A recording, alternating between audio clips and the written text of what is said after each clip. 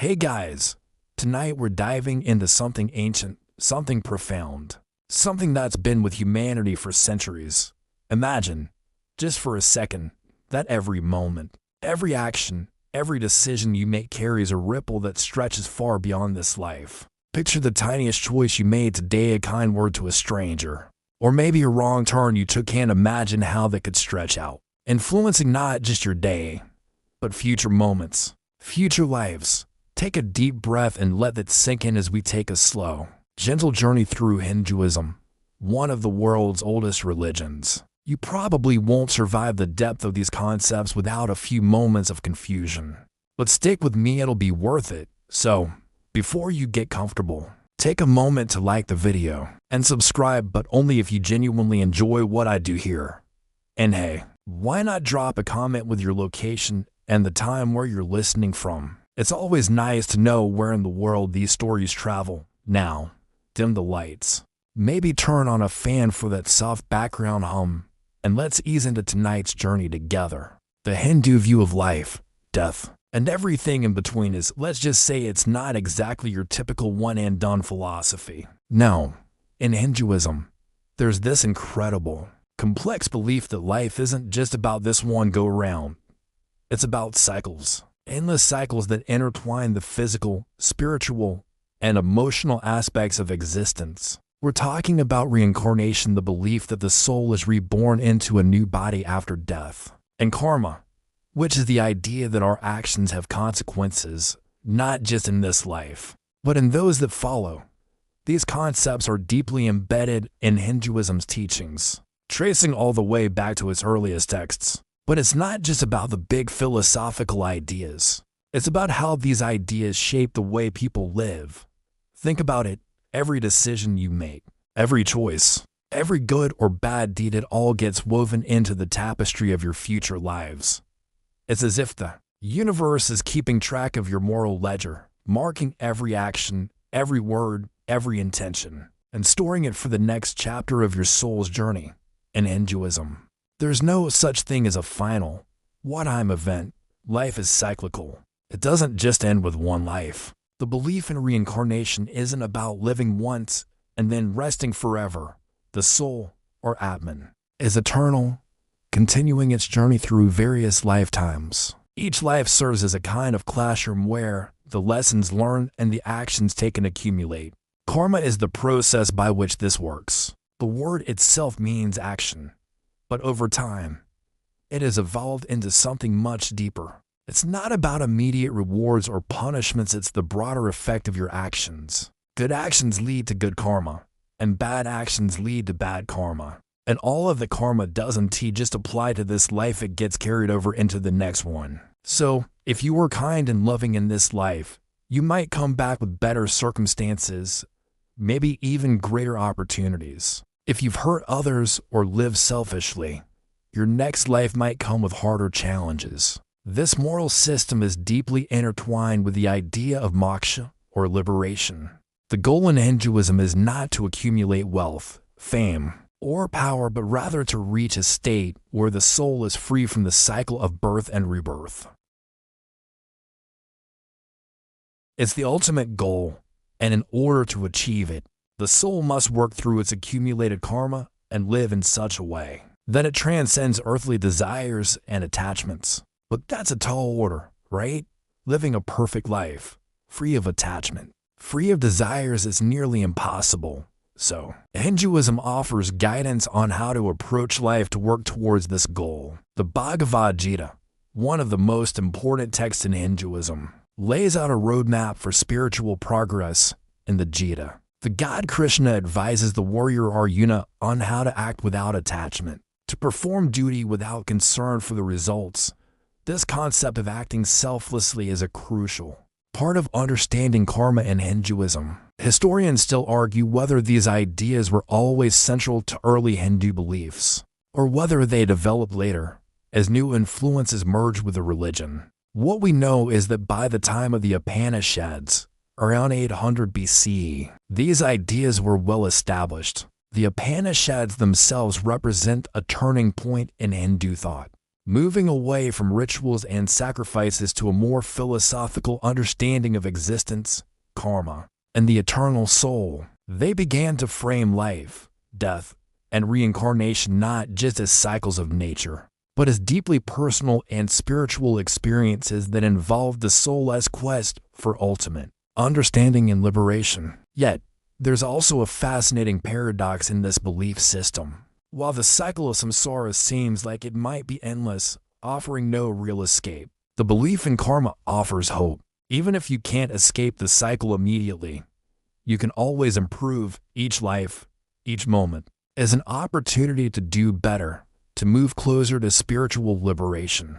And perhaps that's what makes Hinduism so profoundly transformative. There's always room to grow, always a way to evolve. Each action, each choice, creates a path towards something more meaningful, something eternal. So, as we ease into tonight's journey, let's hold on to that idea that every action matters, that the decisions you make today ripple out into tomorrow, into the next life, into eternity. And with that thought in mind, we'll explore the deeper origins of reincarnation and karma in the next section, looking back to the ancient roots of these beliefs and how they took shape in early Hinduism. Now that we've got the big picture in place, let us rewind a little and dig deeper into the roots of reincarnation and karma in ancient India. It's fascinating to consider how these concepts, so central to Hinduism today, weren't always understood in the same way. In fact, their evolution over time is a bit like piecing together a puzzle, where each piece was influenced by various religious ideas, philosophical debates, and cultural exchanges. Hinduism's early texts, particularly the Vedas, are the earliest source of many of these ideas. But when we look closely, we don't find an explicit mention of reincarnation or karma as we understand them today. Instead, the Vedas focus more on the rituals, hymns, and sacrifices intended to appease the gods and maintain cosmic order. However, over time, certain ideas began to emerge that hinted at the possibility of a continuing cycle of life and death. For instance, the Vedas mention the idea of samsara, the cycle of birth, death, and rebirth. But it's not the same kind of reincarnation we find in later texts. It was during the time of the Upanishads, around 800 BCE, that reincarnation and karma truly began to take shape. In the philosophical sense, the Upanishads, part of the larger body of Vedic literature, moved away from the emphasis on rituals and sacrifices. Instead, they focus more on the inner workings of the human soul, the nature of reality, and the relationship between the individual self or Atman and the supreme reality or Brahman. It is in these texts that the concept of the eternal soul, something that does not die with the body, was fully fleshed out. One of the most important ideas introduced in the Upanishads is that the soul, or Atman, is not bound by the limitations of a single life. Rather, it's seen as eternal, passing through multiple lives in a cycle of birth and rebirth. This idea wasn't immediately accepted by everyone, of course. Some scholars argue that early Hinduism was more concerned with the idea of life as a temporary experience, and that reincarnation only became a dominant concept after the Upanishads' philosophical exploration of the soul and its journey. But once reincarnation was established in these texts, it became one of the cornerstones of Hindu belief.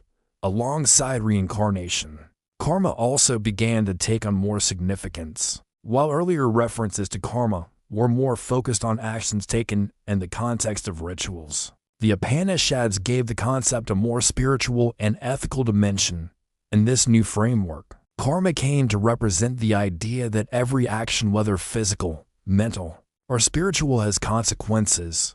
Good actions lead to positive outcomes, while bad actions create obstacles for spiritual growth. This understanding of karma sets the stage for the later, more comprehensive views found in the Bhagavad Gita and other classical texts. Historians still argue about the precise timeline of this development. Some scholars suggest that these ideas were influenced by the religious and philosophical movements outside of the Vedic tradition, such as the rise of Jainism and Buddhism in ancient India. These schools of thought, much like Hinduism, also embraced the concepts of karma and reincarnation, but with their own unique twists. For example, while Hinduism emphasizes the importance of fulfilling one's duties and responsibilities known as dharma, Jainism places a stronger emphasis on nonviolence and self-purification. Still, the shared emphasis on karma as a universal law of cause and effect is evident across all these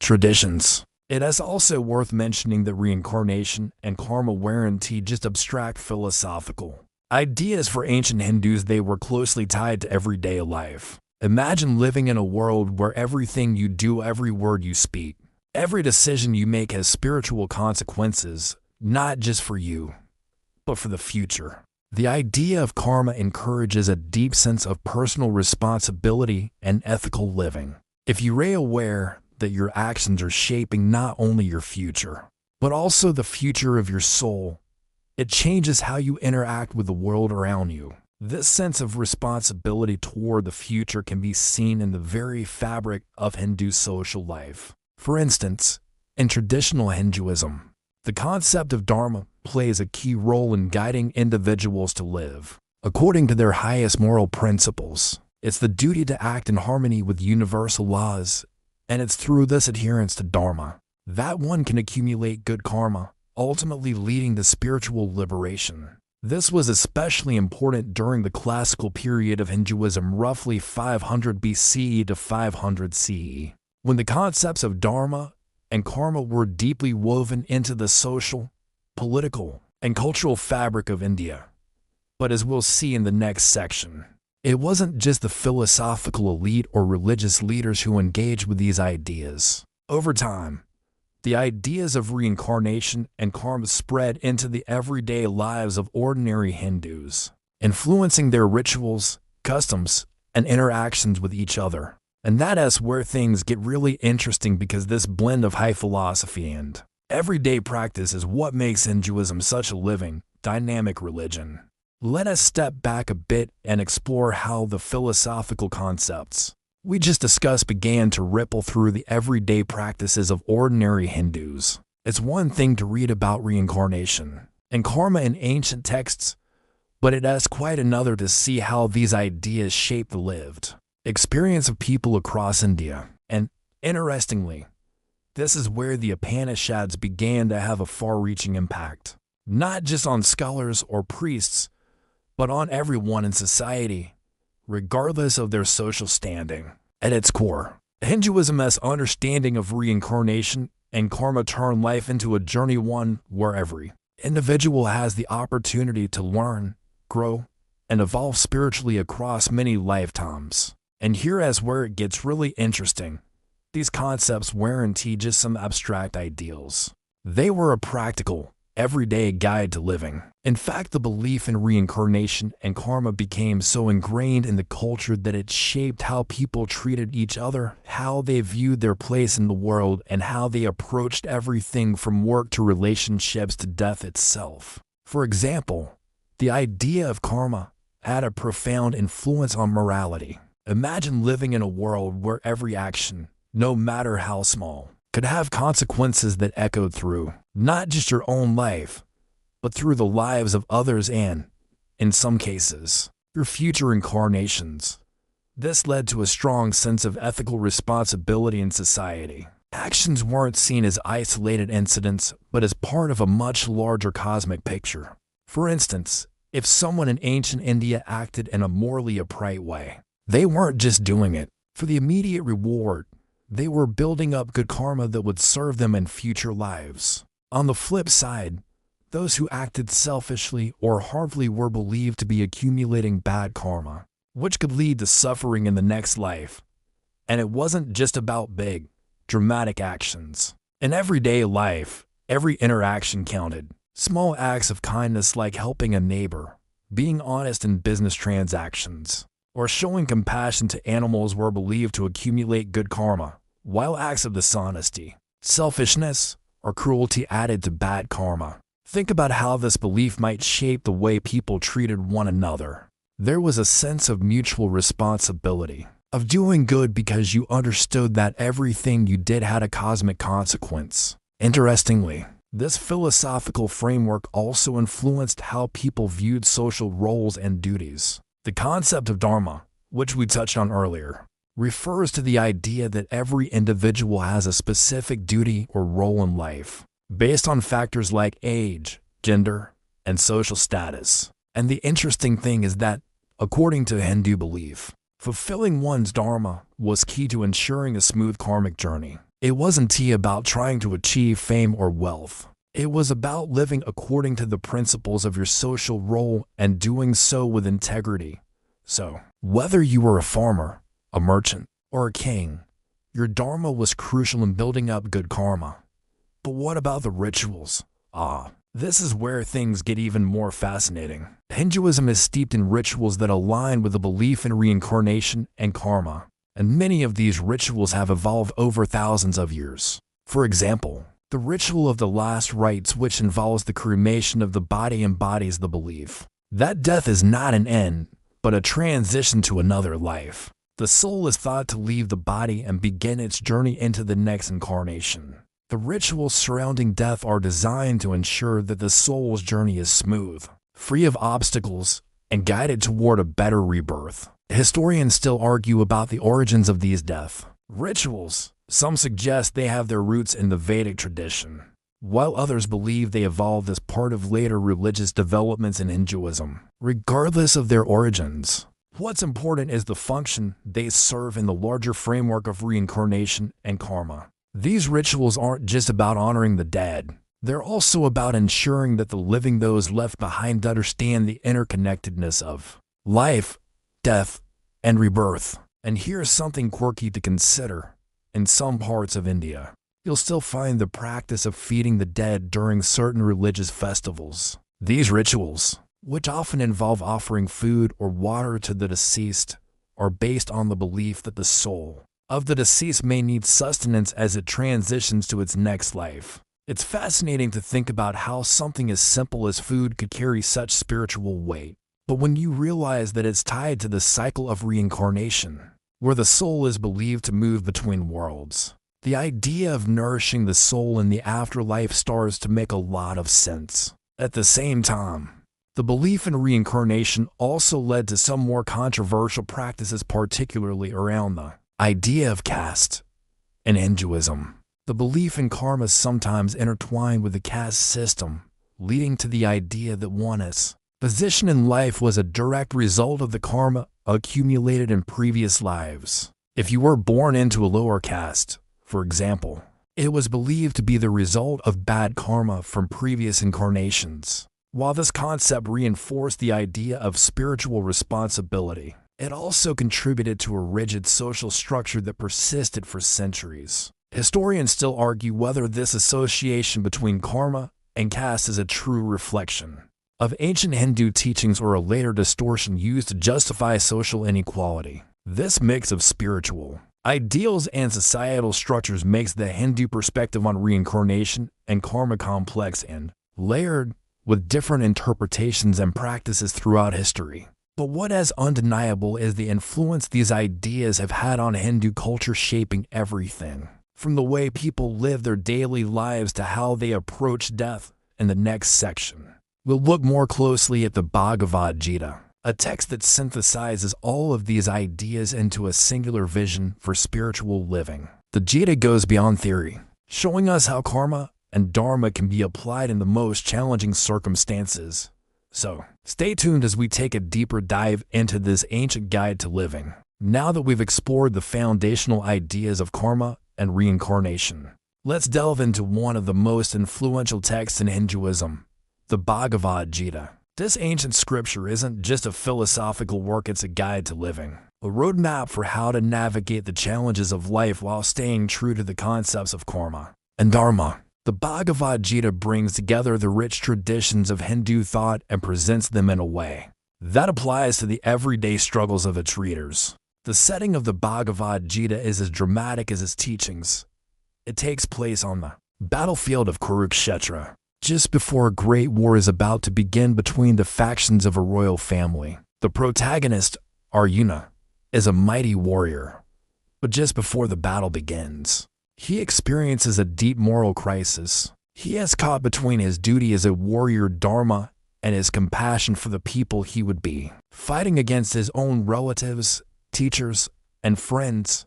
In this moment of confusion and despair, Arjuna turns to his charioteer for guidance, and his charioteer, of course, is none other than the god Krishna, who reveals profound wisdom that forms the heart of the Gita's teachings.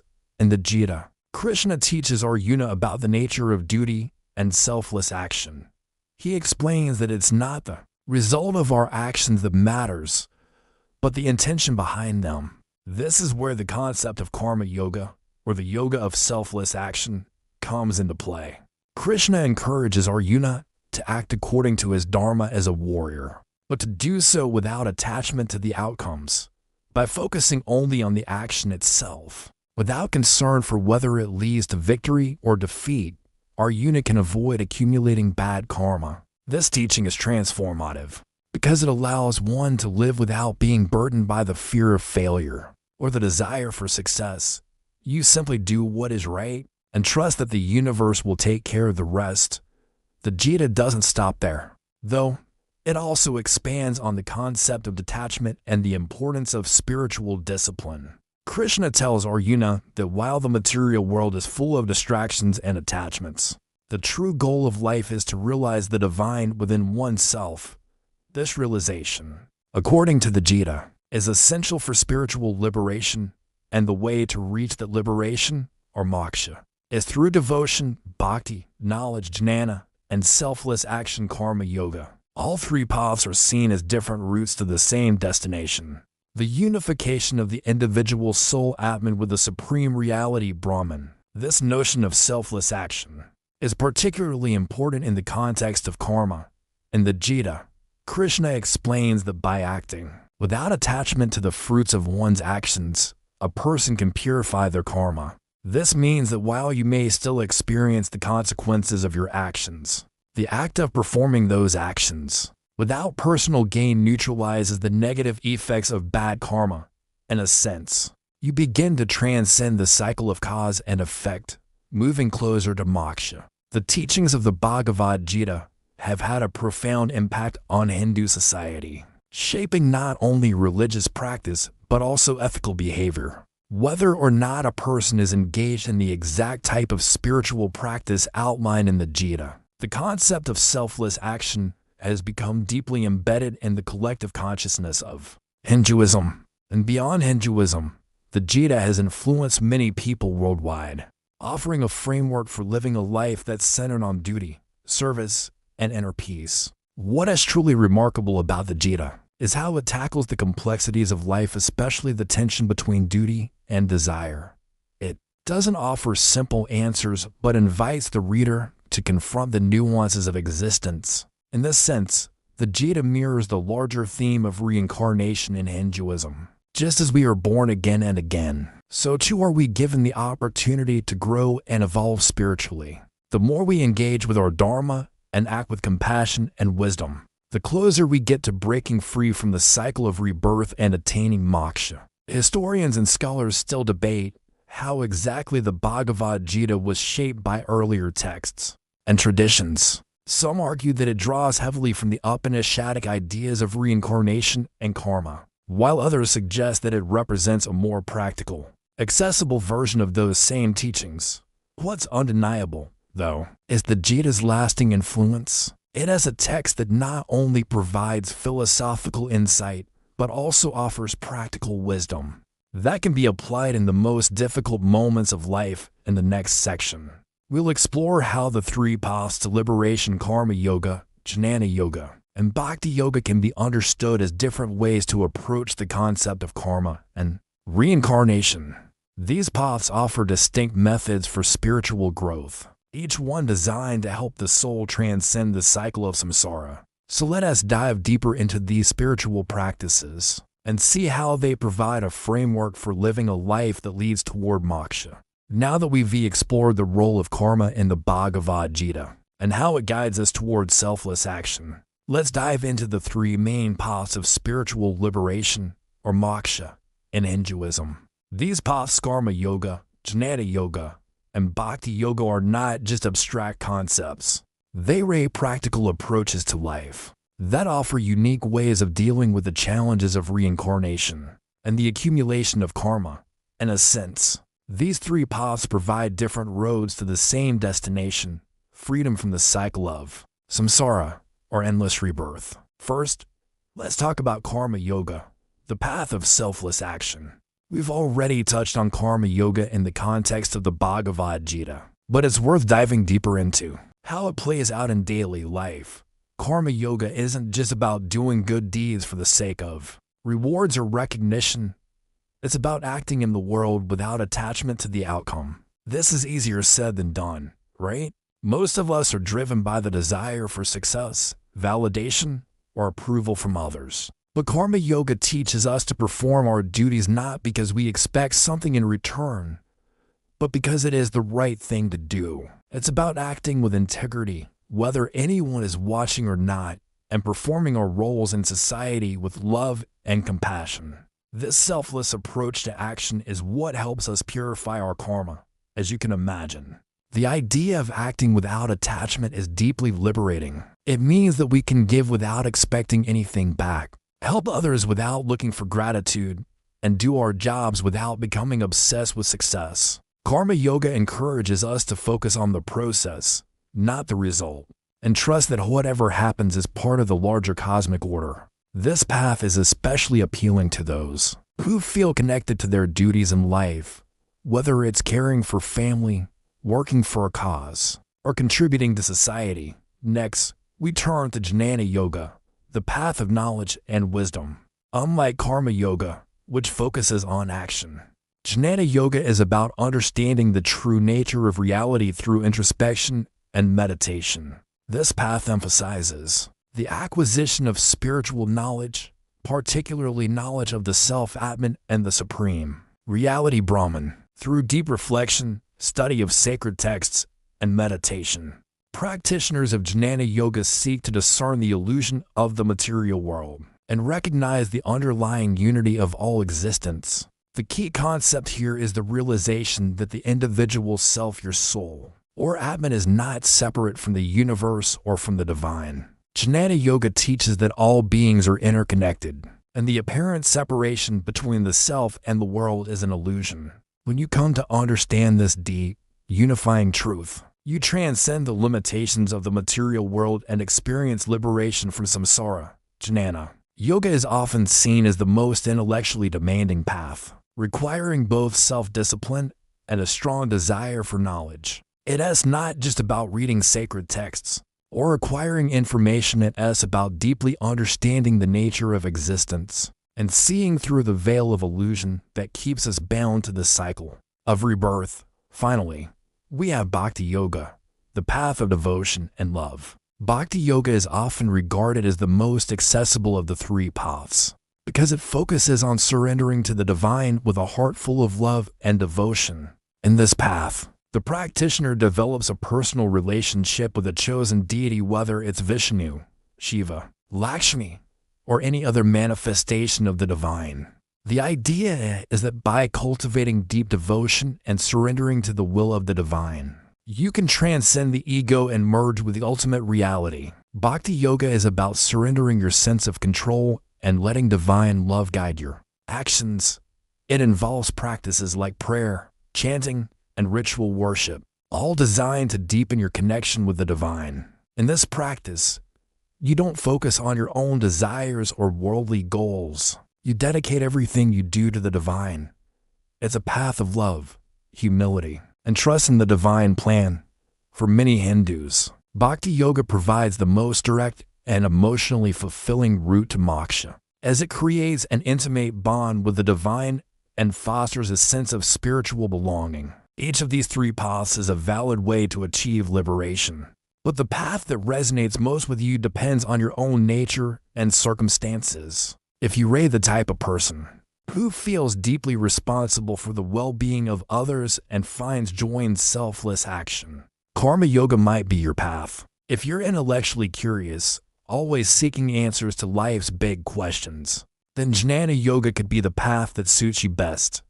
And if you have a deep, personal connection to the divine, and feel a natural inclination toward devotion and love, Bhakti Yoga might be your calling.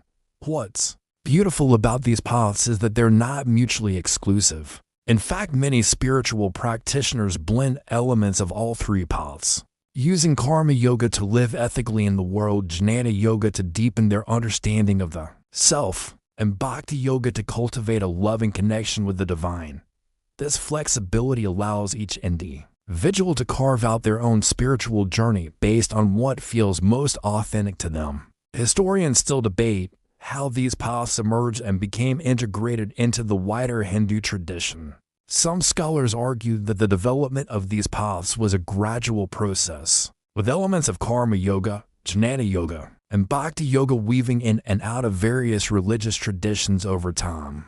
What's clear, though, is that they represent the diverse ways in which people seek to transcend samsara, to break free from the cycle of birth, death, and rebirth, and to achieve moksha, or spiritual liberation.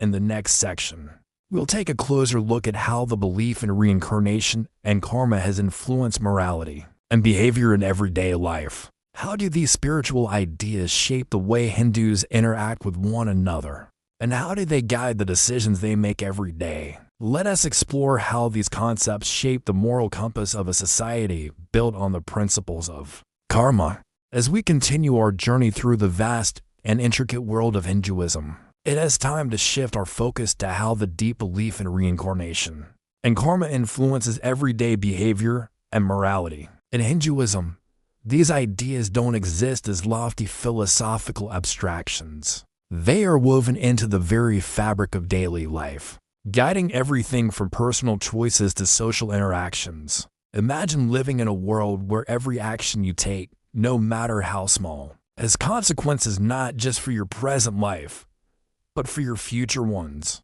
This sense of interconnectedness, where each deed ripples outward through time, is what makes the concepts of karma and reincarnation so profoundly transformative in Hindu culture. To begin with, let's look at the influence of karma on morality. In Hindu thought, the law of karma is far more than a simple system of rewards and punishments. It's an ethical guide, a moral compass that directs individuals toward righteous living. The concept of dharma, or duty, plays a huge role in this. Dharma is the moral and ethical framework that each individual follows, based on their role in society, their age, and their unique circumstances. If you live according to your dharma, you're thought to be accumulating good karma, which will help you in your current life and lead to a better rebirth in the next life. However, it's important to note that dharma isn't a one-size-fits-all rule. What's considered righteous or virtuous for one person might not be the same for another, depending on their stage of life, caste, or other social factors. For example, a teacher's dharma may be to impart knowledge and wisdom, while a warrior's dharma is to protect and defend. This flexibility allows for a more individualized approach to living morally, as it takes into account the complexities of human life. What's truly fascinating is how these principles shape the way people treat one another. In a society that places such a high value on karma, actions are not judged merely by their immediate effects, but by their long-term consequences. The idea that everything you do today has a ripple effect in the future encourages people to act with greater awareness and responsibility. For instance, the way you treat your parents, your friends, or even strangers is seen as more than just a reflection of your immediate character. It's believed that these interactions influence your future lives. If you're kind, compassionate, and respectful, you are thought to be accumulating good karma that will return to you in the form of a better life in the future. If you act out of greed, anger, or selfishness, your negative actions will eventually create suffering for you and future lives. This belief in the consequences of one's actions often fosters a culture of compassion and respect.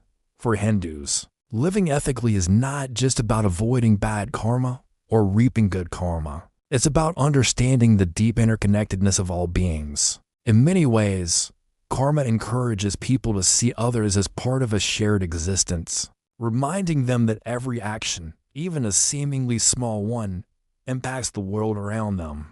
But there is another layer to this belief system.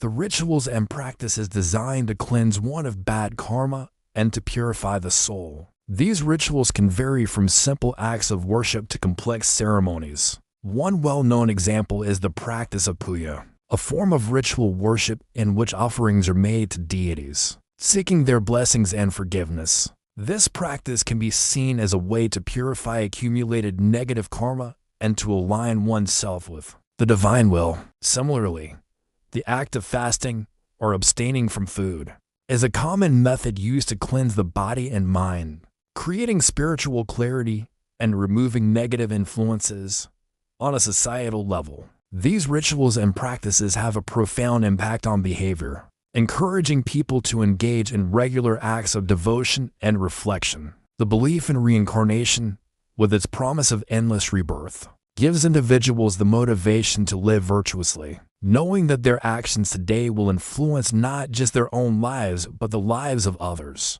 In this sense, karma isn't just a personal moral compass, it as a guiding principle that governs society as a whole, encouraging a collective sense of responsibility and spiritual growth. Another key feature of the Hindu moral system is its focus on ahimsa, or non-violence. This principle, which is central to both Hinduism and other Indian religions like Jainism and Buddhism, stems from the belief that all living beings are interconnected. If all souls are part of the same eternal reality, then harming another soul, whether human, animal, or even plant, is seen as an act of violence that disrupts the harmony of the universe.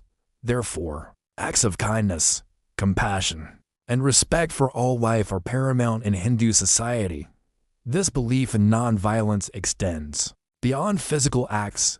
It also influences speech and thought. Speaking kindly and thinking kindly are seen as just as important as physical acts of kindness. Historians and scholars still debate the impact of these teachings on the social fabric of ancient and modern India. Some argue that the emphasis on karma and reincarnation has led to passivity in certain aspects of society, especially in relation to the caste system. The belief that one's social status and position in life are the result of past karma can sometimes lead to a fatalistic outlook, where people accept their current circumstances without challenging the social order.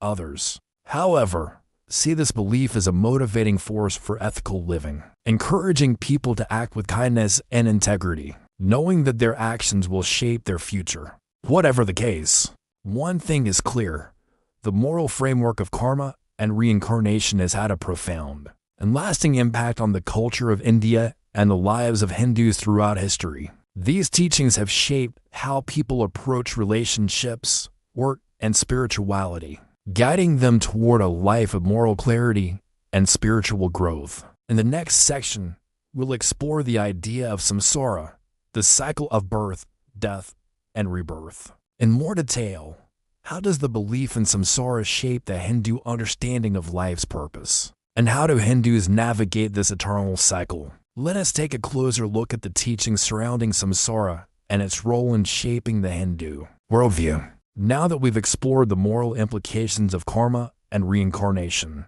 let's shift gears and take a deeper look at samsara, the eternal cycle of birth, death, and rebirth. This concept is central to Hinduism and truly encapsulates the profound worldview that shapes the religion's understanding of life, death, and the ultimate purpose of existence. In Hindu thought, samsara is the cycle that governs all living beings, and it represents the ongoing journey of the soul Atman through various lifetimes. Picture it like a spinning wheel, constantly turning, never stopping, until the soul achieves moksha, liberation, and breaks free from this endless cycle. It's the process of being reborn again and again, each time in a new body, and each time a new set of experiences, challenges, and lessons. The soul, according to Hindu belief, is eternal, and it doesn't simply cease to exist when the body dies. Instead, it transitions from one body to the next,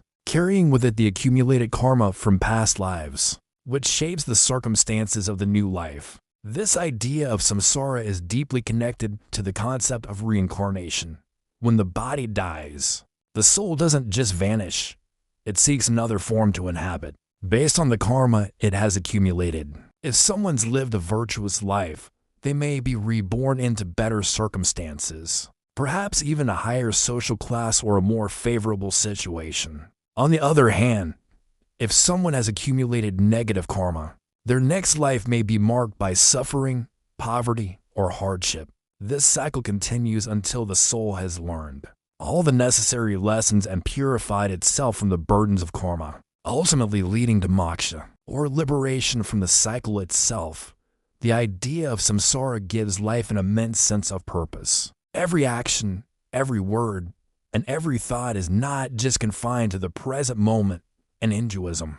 Your current life is just one chapter in a much larger story, one that stretches across multiple lifetimes. So, when you face difficulties in life, it is not just about that particular moment, it is about how your soul is evolving over time, how you're shaping your future through the actions of today. Hindus often see hardships and challenges as opportunities for growth, ways in which the soul can work off negative karma, learn from past mistakes, and eventually transcend the limitations of the material world.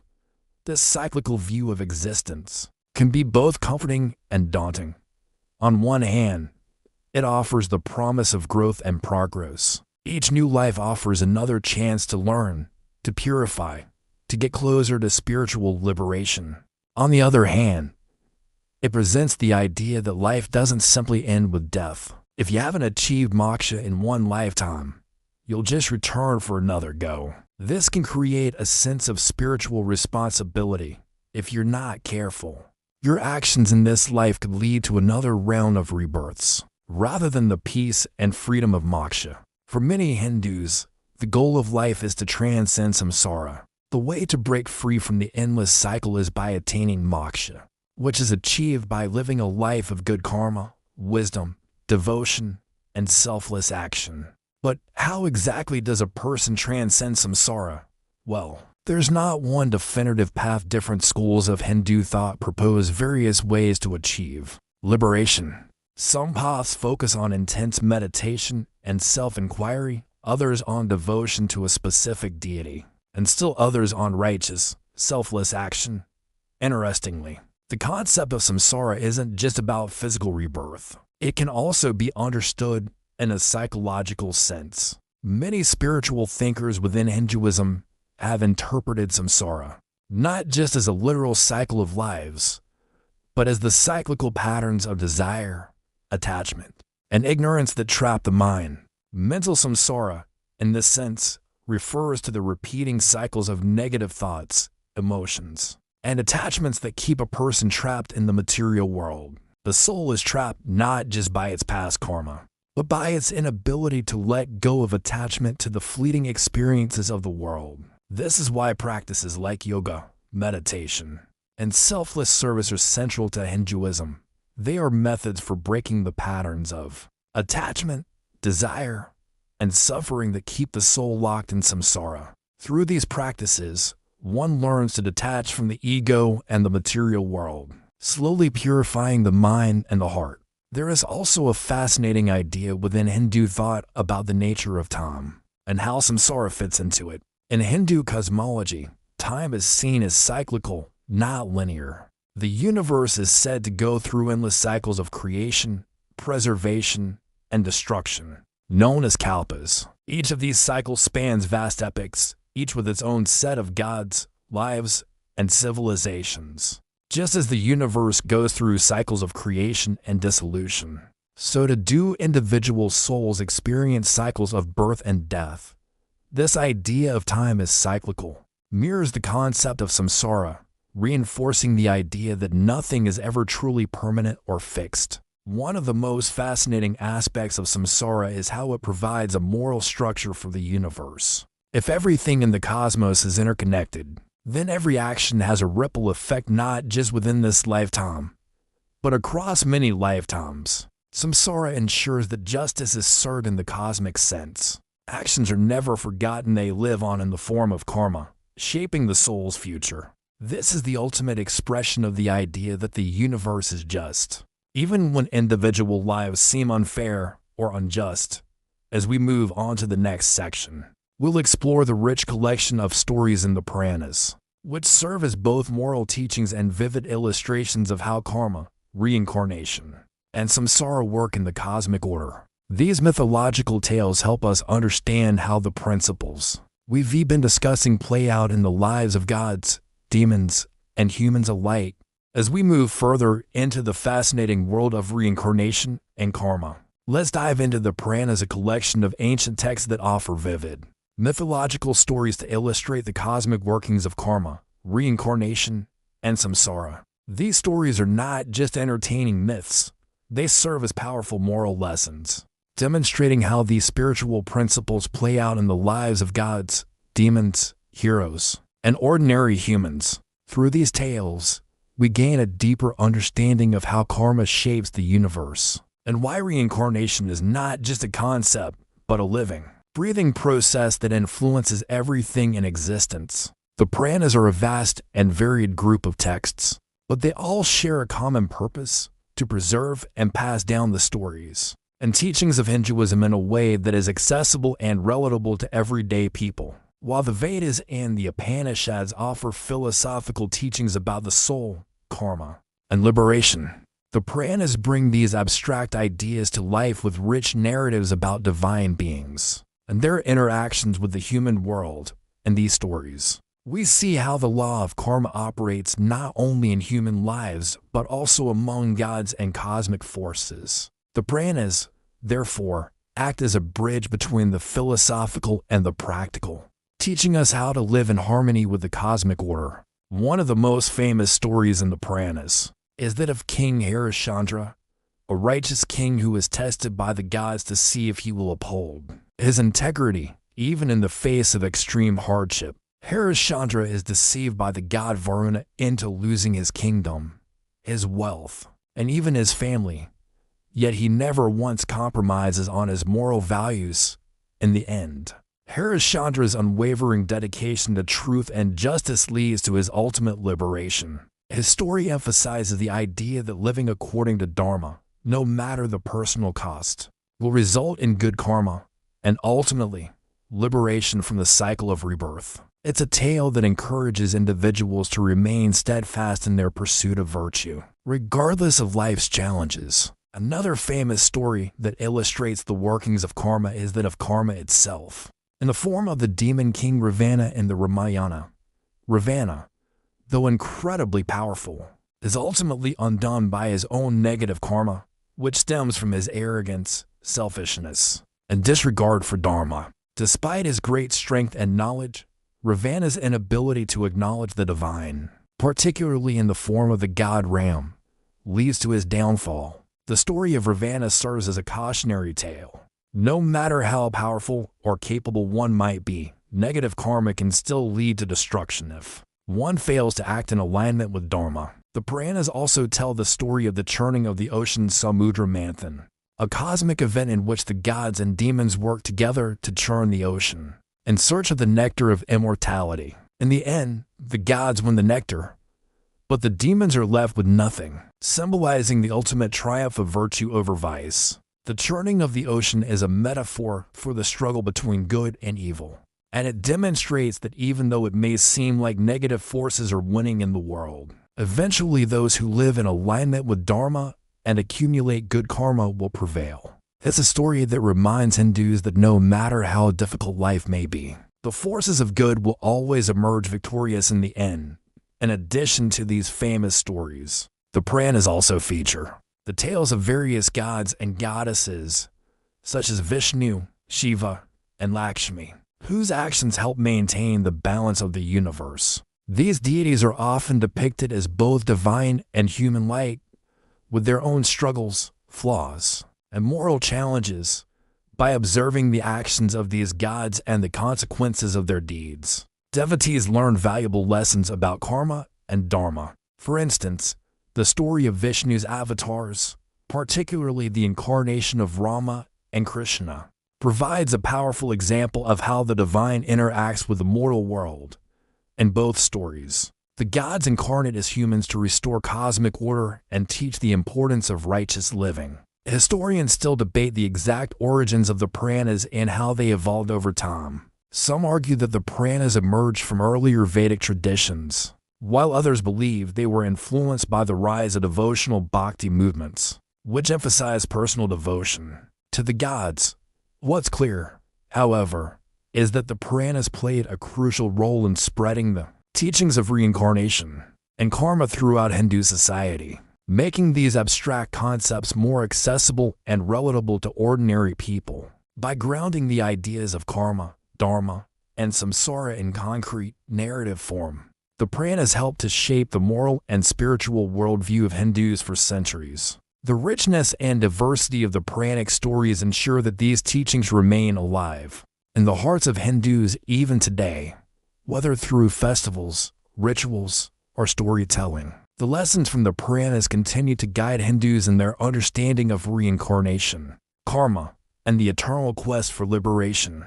The timeless appeal of these stories lies in their ability to address the fundamental questions of human existence. What is the nature of life and death? How should we live in order to achieve spiritual freedom? And how does our karma shape the world around us? As we move forward, we'll take a look at how modern interpretations of reincarnation and karma are applied in everyday life. What does the belief in reincarnation mean for Hindus living in the 21st century?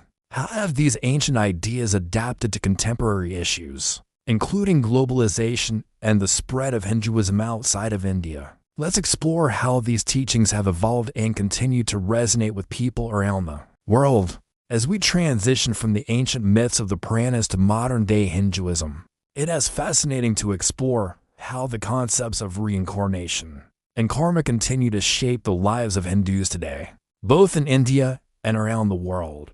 These ancient teachings have adapted over time, finding new expressions and applications in a rapidly changing global landscape. While the core principles of karma and reincarnation remain intact, the way people interpret and engage with them has evolved as the world around them has changed. In the 21st century, many Hindus still hold traditional beliefs about reincarnation, karma, and samsara, but these concepts have also found their way into the broader cultural and spiritual consciousness, especially in Western countries. In fact, reincarnation has become a popular topic in the West, largely due to the influence of Indian philosophy, yoga, and meditation. People in the West, whether or not they follow Hinduism, often incorporate the idea of past lives and karma into their spiritual practices, viewing them as a way to explain patterns of behavior, relationships, and life challenges. Whether it's through the popularity of books on reincarnation or the rise of alternative spiritual practices, the ideas of karma and reincarnation have taken on a new relevance outside of traditional Hindu contexts. For Hindus living in India today, these concepts continue to be a guiding force in daily life, even in the face of modernization and globalization. The belief in karma, for instance, is often a source of strength and moral clarity in a world that can sometimes feel chaotic and uncertain. In a society where personal actions are seen as directly tied to cosmic consequences, there is a deep sense of personal responsibility. People often think twice before acting, knowing that their behavior, whether good or bad, will influence not only their current life, but also their future lives. This belief system encourages self-discipline, patience, and moral decision-making, with an understanding that the long-term effects of one's actions may not always be immediately visible. Additionally, reincarnation and karma continue to influence important life decisions, such as marriage, career choices, and family dynamics. Many Hindus still believe that marriage is a karmic relationship, one that extends beyond the current life and carries significance from past lives. In some cases, people may feel an unconscious sense of connection with their partner, believing that they were connected in previous lifetimes and that their bond has spiritual significance. This belief can help individuals navigate difficult relationships, knowing that the connection between them is part of a larger, cosmic plan. The belief in reincarnation also affects how people view death and the afterlife. In Hindu culture, death is not seen as the end of the story but as a transition, a passage from one life to the next. This understanding of death is part of a continuous cycle of birth and rebirth helps people cope with the loss of loved ones. They believe that while the body may die, the soul continues its journey and will eventually be reborn. This perspective provides comfort, knowing that death is not final and that the soul's journey is ongoing. This view of the afterlife also influences funeral rites and rituals which are designed to ensure that the soul's passage is as smooth and peaceful as possible with the hope that it will enter a new life with positive karma. In the globalized world, the influence of Hindu teachings on reincarnation and karma can be seen in various aspects of culture. Yoga, meditation, and spiritual practices inspired by Hindu philosophy are becoming increasingly popular worldwide. The global rise of interest in mindfulness and spirituality has brought ancient Hindu concepts of the interconnectedness of all things and the spiritual law of karma into mainstream consciousness. People are now more open to exploring spiritual practices that go beyond material success, focusing instead on personal growth, inner peace, and self-awareness. Karma, for many in the modern world, is seen as a way to live more mindfully, focusing on actions that create harmony rather than conflict, and cultivating compassion for oneself and others.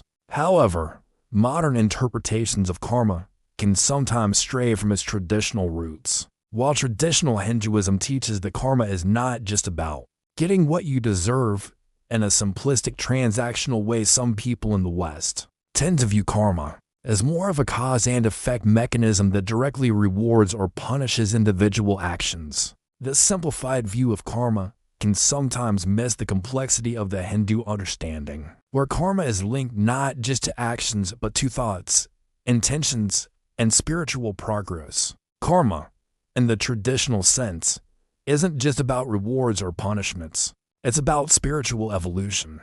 The modern-day popularity of positive thinking and the idea of manifesting your own reality sometimes overlaps with the law of karma, but it can also lead to misunderstandings about the deeper spiritual truths embedded in Hindu teachings. In India, however, despite the rapid pace of modernization and the growing influence of Western ideas, traditional views of karma and reincarnation remain a powerful part of Hindu life. Younger generations, though exposed to global influences, still often turn to these ancient concepts when faced with life's challenges. Many young Hindus turn to yoga and meditation not just as physical exercises but as spiritual tools that help them connect with the deeper, karmic aspects of life. In fact, some of the most profound discussions about life and purpose take place through these practices as people seek to align their actions with higher spiritual truths, cultivate good karma,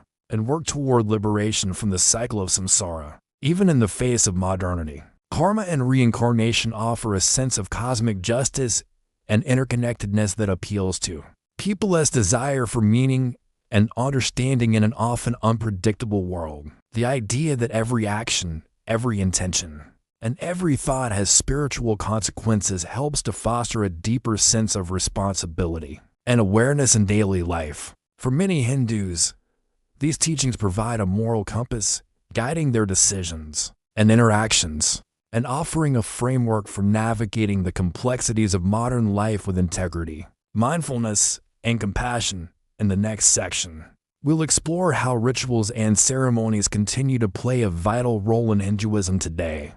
How do these ancient practices, deeply rooted in the belief in karma and reincarnation, continue to shape Hindu culture and spiritual life? Let's explore how rituals around birth, marriage, and death, as well as daily worship, help maintain a connection to these eternal teachings. As we move further into modern Hinduism, it's essential to explore the role of rituals and ceremonies in everyday life. Despite the changes in society, the ancient teachings of karma, reincarnation, and samsara remain deeply embedded in Hindu culture. Rituals are not just ceremonial acts, they are practical ways of engaging with the divine and ensuring that every action, every choice, is aligned with the cosmic order. These rituals, which take place from the moment of birth to the final rites of death, serve as reminders of the spiritual journey the soul is on and of the importance of karma and shaping the journey. Let's start with birth rituals. In Hinduism, the birth of a child is considered a sacred event, marking the arrival of a new soul into the world. The ritual of Jata Karma, performed shortly after birth, is meant to ensure that the baby's life begins with good karma. The ritual includes prayers and blessings for the child's well-being, as well as symbolic actions meant to cleanse the child as soul of any negative karma from past lives. For Hindus, the soul that enters the body of a newborn is believed to carry the karmic residue from previous lifetimes. These early rituals are intended to purify the karmic baggage and set the child on a path of righteous living, helping them accumulate good karma from the start. As the child grows, other rites of passage, known as samskaras, help guide their moral and spiritual development. These rites are performed at various stages of life, including the Upanayana sacred thread ceremony, marking the initiation into education and learning, and Vivaha wedding ceremonies, which symbolize the beginning of a new life and the fulfillment of one's dharma within the family. The idea behind these ceremonies is that each stage of life offers an opportunity to accumulate good karma, provided that one lives in accordance with dharma or one's spiritual duties. The most prominent rituals, however, occur when a person reaches the end of their earthly journey. Death rituals. The moment of death is considered a pivotal transition for the soul. Hinduism teaches that the soul is eternal, and thus, death is merely the departure of the soul from the physical body, marking the beginning of a new cycle of existence. The entiety funeral rites are designed to ensure that the deceased's soul is properly cared for during its transition into the next life. This ritual typically involves cremation, the belief being that the body is returned to the elements, while the soul is freed to begin its journey to the next life. A critical part of the death rituals is the offering of Shraddha ceremony of prayers, and offerings made by the family of the deceased to honor the soul's journey and to provide it with the strength to move on to a better life. These rites are deeply connected to the concept of karma, as it is believed that the soul's future is influenced not only by the karma it accumulated in its previous life, but also by the prayers and actions of those it leaves behind. The act of performing these rituals is seen as a way of ensuring that the deceased soul has good karma in the next life, which will help it move closer to moksha, liberation from the cycle of birth and rebirth. These death rituals are especially important because they highlight the Hindu view that life and death are intertwined with the cycle of reincarnation. There's no final, permanent end. The soul will continue its journey, either progressing toward moksha or being reborn into another life, depending on the karma accumulated in past lives. These rites are a reflection of the belief that life is a spiritual journey that goes beyond the physical world, and each life serves as a step towards spiritual growth. While these rituals focus on the individual soul, they also serve the community.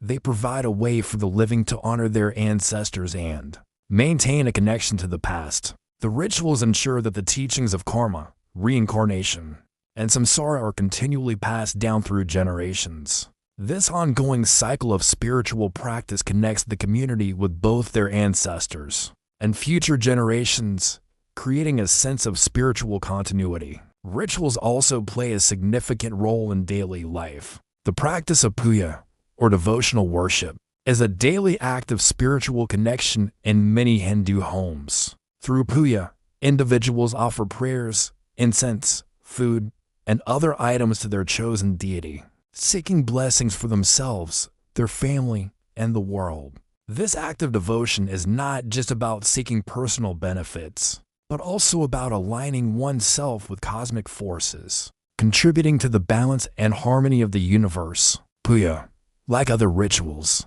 is an opportunity to accumulate good karma by acting in a selfless and devotional manner. The regular practice of puja is often accompanied by the recitation of sacred mantras and texts, which are believed to purify the mind and body, helping individuals maintain a connection to the divine. By doing so, they actively participate in their spiritual growth and create positive karma that will affect their future lives.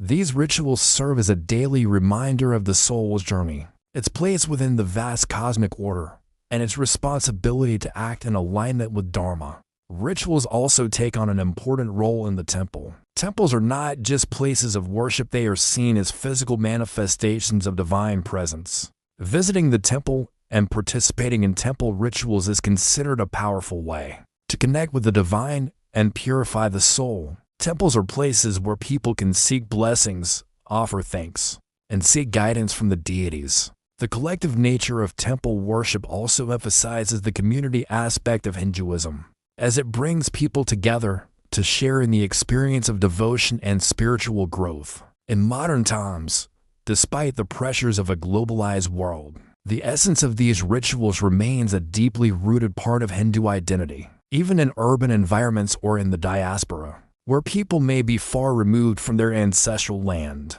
Rituals continue to play an essential role in connecting individuals to their spiritual roots and to the cosmic law of karma. These practices help people navigate the challenges of modern life with a sense of meaning and direction, grounded in the timeless teachings of Hinduism. In the next section, we'll explore the influence of Hinduism on the West, especially how the concepts of karma and reincarnation have been embraced by people outside of India. We'll also look at how these ideas have been incorporated into popular culture, spiritual practices, and philosophical debates across the globe. As we transition from the traditional rituals of Hinduism to its influence on the broader world, it's impossible to ignore the profound impact that Hinduism, especially its concepts of karma and reincarnation, has had on the West. What began as deeply rooted teachings within the culture of ancient India has, over the past few centuries, gained widespread attention and adoption outside of India. These ideas have become central not only in spiritual and religious circles, but also in popular culture, philosophy, and the everyday lives of people worldwide. The global spread of these concepts is a fascinating story of cultural exchange and transformation. The first significant wave of interest in Hindu ideas in the West occurred during the 19th century, when European intellectuals and spiritual seekers began to explore Eastern philosophies. Figures like Ralph Waldo Emerson, Henry David Thoreau, and Swami Vivekananda played key roles in introducing karma and reincarnation to Western audiences. In 1893, Swami Vivekananda's speech at the Parliament of the World's Religions in Chicago sparked renewed interest in Hinduism, especially its ideas on the eternal soul and the law of karma. His eloquent defense of Hinduism's universal spiritual teachings left a lasting mark on Western thinkers and inspired many to look more closely at the philosophy behind reincarnation and karma. One of the main reasons why these concepts resonated so deeply in the West was the sense of moral justice they provided. In a world that often felt chaotic and where suffering seemed random and unfair, the idea that everything happened for a reason, that every action has consequences, offered a comforting sense of order. Karma in particular struck a chord because it explained not only the present circumstances, but also the cycles of life and death, giving people the sense that their actions today had real consequences for their future, whether in this life or the next. The belief that bad actions would eventually lead to suffering and good actions to spiritual growth offered a framework of cosmic justice that many people found appealing. This philosophical appeal was also echoed in the rise of spiritual movements during the 1960s and 1970s. During the counterculture movement, many young Westerners were drawn to Eastern philosophies as a way of rejecting materialism and searching for deeper spiritual meaning. Yoga, meditation, and the study of Hindu texts became mainstream in the West, and with them came an embrace of reincarnation as a way of explaining life's complexities. Instead of viewing death as a final end, people began to see it as a transition, a passage to another existence, which made the mystery of death seem less frightening and more like an ongoing journey. The notion that karma governed not only the present, but also future lives sparked interest in personal growth and transformation, making reincarnation a means of understanding life beyond the physical, even outside spiritual communities. Reincarnation and karma began to find their way into popular culture, In films, television shows, and books, these themes were explored as characters faced moral choices, dealt with past life memories, or were given opportunities to redo their mistakes in future lifetimes. Movies like The Man Who Fell to Earth and Cloud Atlas delved into the concept of souls having multiple lifetimes, experiencing different roles and identities. This popularization of reincarnation and karma in the media made these concepts accessible to the masses, often without the strict religious context they came from, but still tapping into their deeper meanings of moral responsibility and the ongoing nature of the soul. It's also worth noting the growing interest in past life regression therapy, which became a trend in the West in the 20th century, inspired by the idea of reincarnation. This therapeutic practice involves clients being guided through hypnotic regression to recall memories from previous lives. While the scientific validity of such practices remains a subject of debate, the popularity of past life regression reflects the broader cultural fascination with reincarnation and the idea that we may carry memories and experiences from previous lifetimes. In addition to individual exploration, karma and reincarnation also found a place in Western philosophical debates, especially in the context of moral philosophy. The idea that one's actions in this life directly affect their future lives brought an ethical dimension to the conversation about free will, destiny, and moral responsibility. The Western desire for individual freedom and autonomy also found resonance in Hindu teachings, as they emphasize personal responsibility and the power to shape one's future through conscious action. The West's increasing interest in personal empowerment matched well with the idea of karma yoga, or the practice of selfless action. Many in the West have embraced the notion that living ethically, with mindfulness and self-awareness, will lead to personal growth and better outcomes not just in this life but across future ones. However, there are also criticisms of how the concepts of karma and reincarnation have been interpreted and practiced in the West. Some argue that these ideas have been oversimplified or commercialized, stripped of their deeper spiritual and philosophical roots. The westernized version of karma sometimes focuses heavily on the idea of cause and effect, treating it as a form of cosmic transaction. Good things will come to you if you ray good, or bad things will happen if you ray bad. While this isn't inherently wrong, it can miss the complex, spiritual layers of Hindu philosophy, where karma is not just about reward and punishment, but about spiritual evolution, growth, and the purification of the soul. Additionally, reincarnation is often treated less as a spiritual evolution and more as a narrative device, or a concept to satisfy our existential questions about life and death. Despite these critiques, there's no denying that karma and reincarnation have become integral parts of the Western spiritual landscape. The impact of Hinduism on the West has transformed not only religious and philosophical discussions, but also the way many people think about life, death, and their moral responsibilities. Whether through the practice of yoga, the teachings of meditation, or the casual belief in karma as a guiding principle in one's life, these concepts continue to shape people's worldview in profound ways. As we explore further, we'll turn our attention to how cultural rituals surrounding death and rebirth continue to evolve in the modern world. While traditional rites continue to hold deep spiritual significance, how are they being reinterpreted in a rapidly changing world? Let's dive into how these customs adapt to contemporary society while preserving their ancient meanings. As we continue our exploration of Hinduism's influence on the modern world, let us shift our focus to cultural rituals surrounding death and rebirth, the central aspects of the Hindu worldview, tied closely to the concepts of reincarnation and karma. These rituals, deeply embedded in Hindu tradition, not only help people navigate the natural cycle of life and death, but also provide a framework for understanding the soul's journey and its spiritual progression.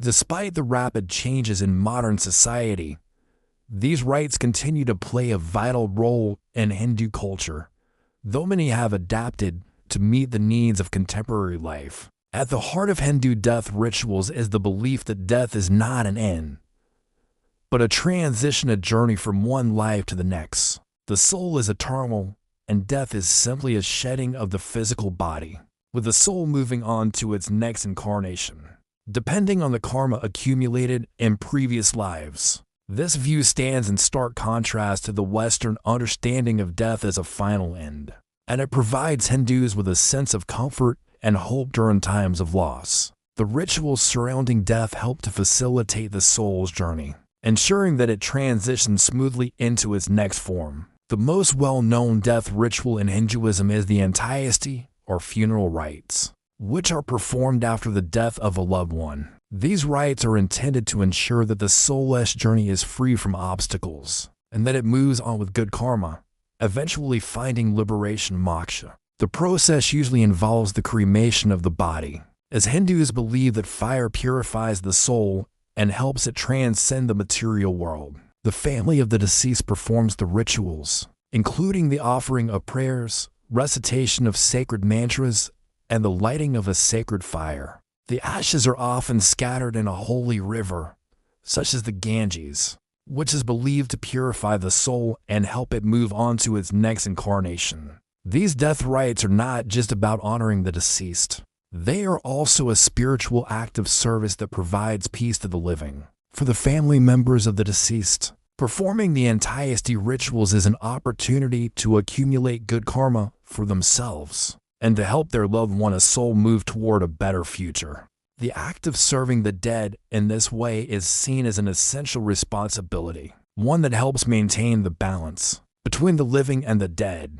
However, in today's rapidly changing world, these traditional rituals are evolving. While the core principles remain intact, many Hindus living in urban environments or outside of India are adapting these rites to fit their contemporary lifestyles. In cities where space is limited and cremation might not be immediately possible, some families opt for cremation services that are more in line with modern sensibilities, sometimes using specialized facilities instead of performing the ritual at home. Additionally, in places outside of India where access to the Ganges or other holy rivers is not always feasible, people often find alternative ways to honor the ashes, such as by scattering them in local rivers or keeping them in an urn. Another adaptation can be seen in the growing trend of memorial services that focus on celebrating the life of the deceased, rather than simply performing the traditional rites.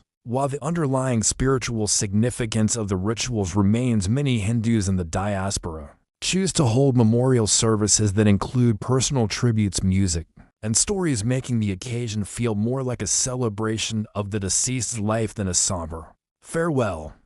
This shift reflects the blending of traditional Hindu beliefs with modern sensibilities and the desire to personalize the grieving process. As with death, Hinduism's understanding of rebirth and the soul's journey has had an impact on how Hindus view the cycle of life, including birth rituals. While many Hindus still adhere to traditional practices, some aspects of birth rituals have evolved to accommodate modern values and conveniences. The Jata Karma, the ceremony performed after the birth of a child, may still be practiced in many families, but in urban areas, the ritual may be simplified or held in a less formal setting.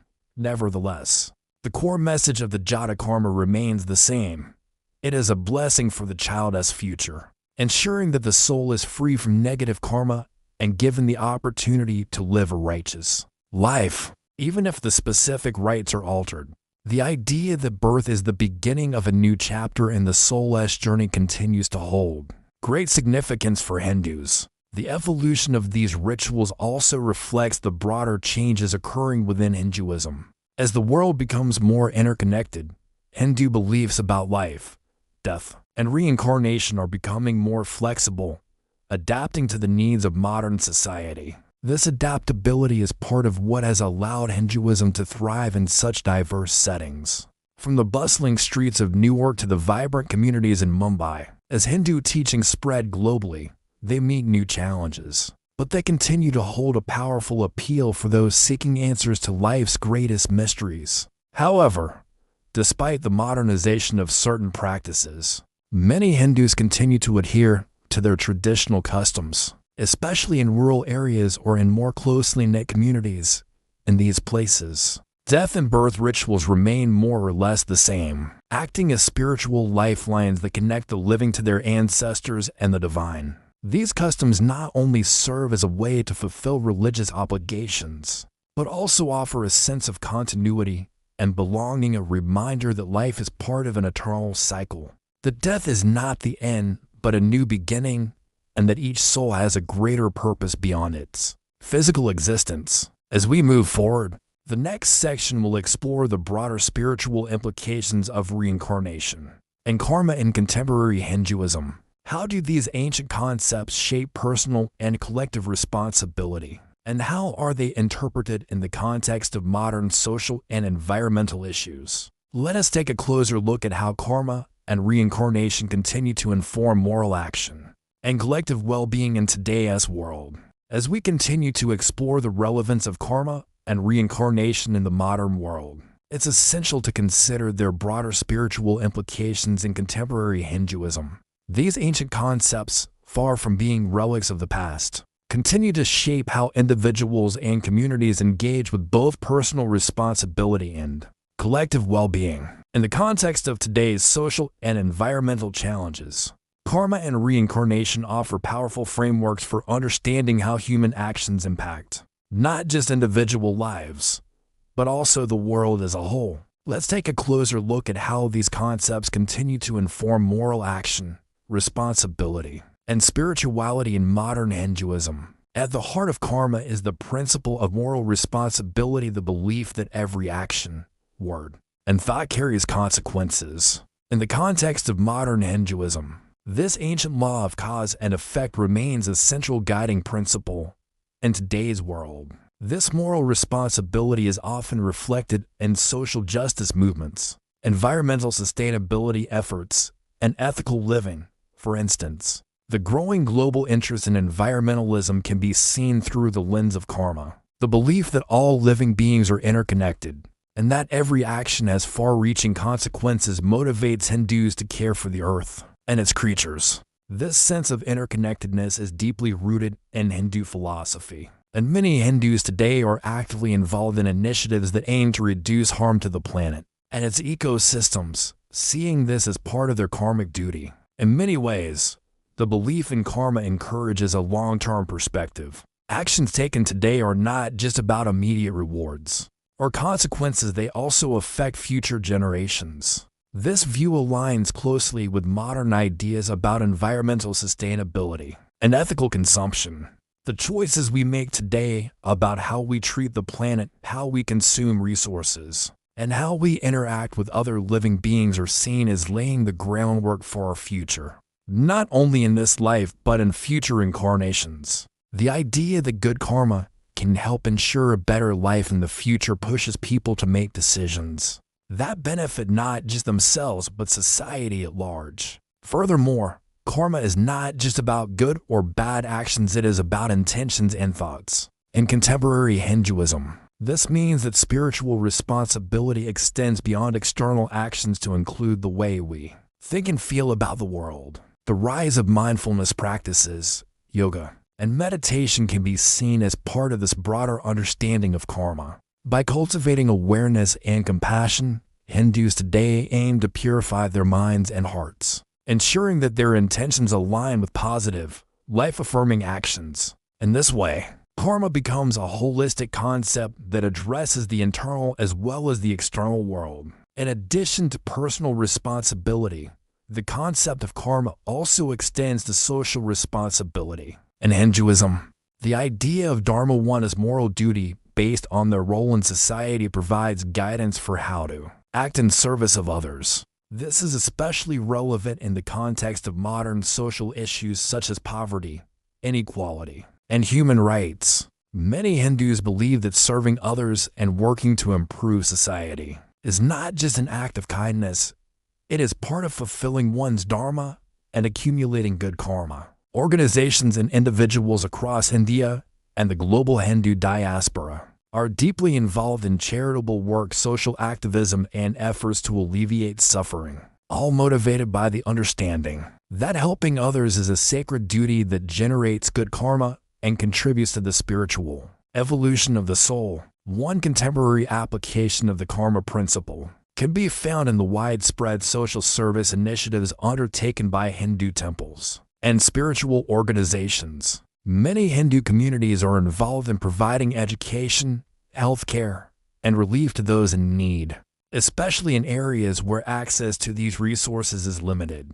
These charitable actions are viewed as essential components of spiritual growth, as they are believed to not only help others but also purify the soul, allowing individuals to accumulate good karma that aids in their journey toward moksha. This connection between social justice and spiritual practice is a core part of Hindu teachings, demonstrating that one's actions in the world are intimately connected to their spiritual development. Moreover, the teachings of reincarnation provide a unique perspective on human suffering.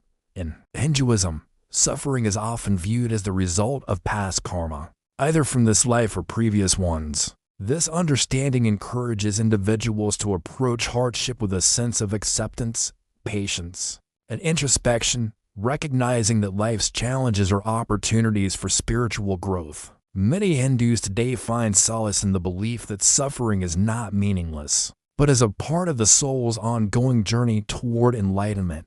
This perspective also provides a moral framework for how to treat those who are suffering. Instead of viewing individuals as victims or as deserving of their pain, the belief in karma encourages a compassionate response, recognizing that every soul is on its own unique path of transformation. Reincarnation, as a spiritual concept, also plays a key role in shaping how Hindus view social hierarchies and inequality. While the traditional caste system has been criticized for its role in perpetuating social discrimination, the belief in reincarnation has historically been used to justify the system, with people born into lower castes believed to be paying the karmic consequences of actions in past lives.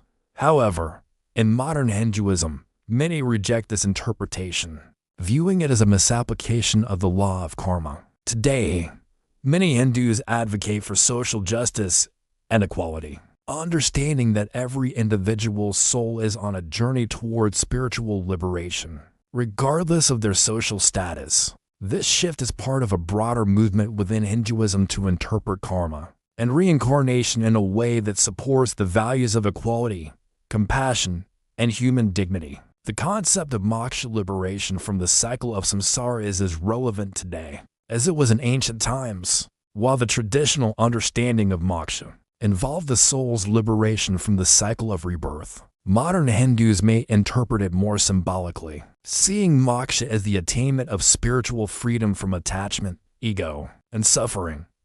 In today's world, where many people struggle with anxiety, stress, and disconnection, moksha can be seen as a state of inner peace and spiritual fulfillment. The pursuit of moksha through selfless action, spiritual practice, and mindfulness remains a central goal for many Hindus, and the teachings of karma and reincarnation offer guidance on how to achieve this ultimate state of liberation. In the next section, we will conclude our journey by looking at the enduring relevance of karma and reincarnation in Hindu philosophy. Despite the modern challenges that the world faces, these ancient concepts continue to provide a deep well of insight, comfort, and guidance for millions of people. Let's reflect on how the timeless wisdom of these teachings continues to shape lives, communities, and the world at large.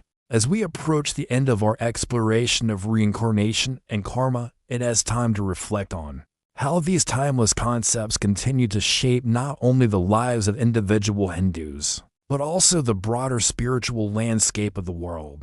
Despite the rapid changes brought about by modernity, globalization, and the increasing influence of Western thought, the teachings of karma and reincarnation remain deeply embedded in Hindu philosophy and practice. These concepts continue to provide profound guidance on how to live with moral clarity, how to navigate life's challenges, and how to understand our place in the greater cosmic order. At the heart of these teachings is the idea that actions have consequences not just in this life, but across many lifetimes. This fundamental principle of karma teaches us that every choice we make, no matter how small, ripples out into the universe, shaping not only our own future but the futures of those around us. In today's world, where people are often caught up in the fast pace of modern life and the pursuit of material success, karma offers a reminder to pause and reflect on the impact of our actions. It encourages us to live mindfully, to be aware of the ripple effects we create with our thoughts, words, and deeds. The belief in reincarnation also provides a comforting perspective on suffering. In Hinduism, suffering is not seen as a punishment, but as an opportunity for the soul to learn and grow. Whether it's physical pain, emotional distress, or difficult life circumstances, suffering is understood as a part of the soul's journey. This perspective allows Hindus to approach hardship with a sense of acceptance and resilience.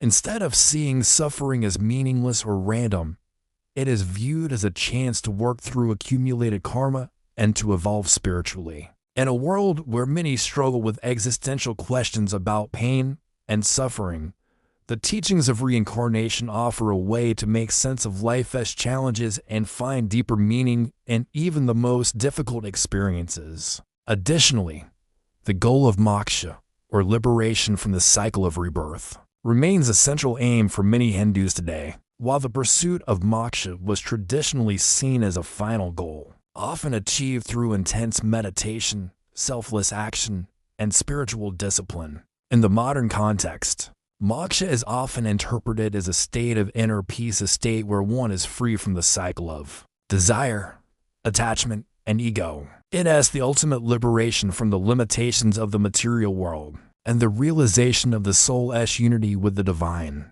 In the busy and often overwhelming modern world, where many people feel disconnected or stressed, moksha offers a model of tranquility and spiritual freedom, encouraging individuals to find inner peace through mindfulness, self-reflection, and a deeper connection with the universe. What's particularly striking about the concepts of karma and reincarnation is their universality. While rooted in Hindu philosophy, these ideas have transcended cultural and religious boundaries and have found resonance with people from various backgrounds. Whether it's through the global popularity of yoga, the rise of mindfulness meditation, or the growing interest in Eastern spiritual practices, ideas about karma and reincarnation have become part of the broader spiritual vocabulary. The idea that we are responsible for our actions and that our choices affect not only our own lives, but the lives of others has universal appeal, regardless of religious or cultural background. In Western cultures, the notion of karma has become so ingrained in popular consciousness that it is often used as a shorthand for cosmic justice, the belief that people get what they deserve. However, this simplified version of karma, while popular, doesn't capture the full depth of the Hindu understanding. True karma, as taught in Hinduism, is more than just cause and effect. It's about spiritual evolution, the purification of the soul, and the long journey toward moksha. The idea that every action, intention, and thought is an opportunity to grow spiritually encourages people to live with greater awareness and compassion, values that transcend anyone religion and speak to a universal human desire to live meaningfully and harmoniously. The growing acceptance of reincarnation in the West also reflects a shift toward a more holistic understanding of life. For many people today, the idea of past lives offers an explanation for unexplained feelings, behaviors, or memories that seem to have no origin in this lifetime. The growing interest in past life regression therapy is a testament to this curiosity, as individuals seek to explore the possibility that their souls have lived before, and that their current life is just one chapter in a larger spiritual journey. Whether or not people subscribe to the traditional religious beliefs surrounding reincarnation, the concept offers a way of understanding human experience as part of a continuous, evolving journey, rather than a one-time existence with no further purpose after death. As we consider the global impact of these teachings, it is important to know that the ideas of karma and reincarnation are not just abstract philosophical ideas. They are deeply practical teachings that influence ethical behavior, social responsibility, and spiritual practices in today's world. These ideas encourage people to live in harmony with one another, to act with kindness and compassion, and to see the interconnectedness of all beings. The belief in karma teaches us that the way we treat others is ultimately a reflection of the way we treat ourselves and our connection to the divine. In Hindu communities around the world, these teachings continue to shape daily life. Whether it's through the ritual practice of puja, the pursuit of spiritual knowledge, or the commitment to selfless service, Hindus are constantly working to live in alignment with the teachings of karma and reincarnation. Even as Hinduism adapts to modern contexts, these core teachings remain central to the religion's spiritual framework, guiding individuals and communities on their journey toward liberation. As we close our journey through these ancient teachings,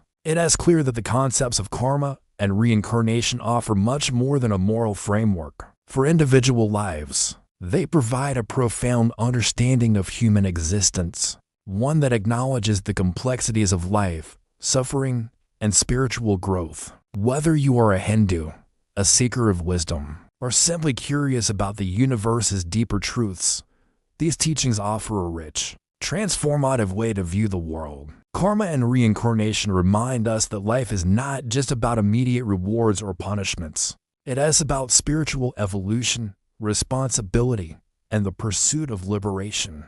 These ideas are not just ancient, they are eternal, continuing to resonate deeply within the hearts and minds of people around the world.